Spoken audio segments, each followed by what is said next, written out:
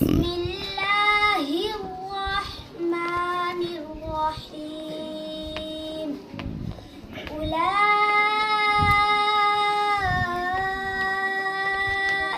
لم يكونوا معجزين في الأرض وما كان لهم من دون الله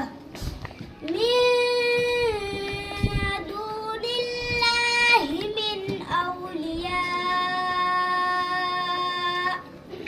يضاعف لهم العذاب ما كانوا يستطيعون السمع وما كانوا يبصرون.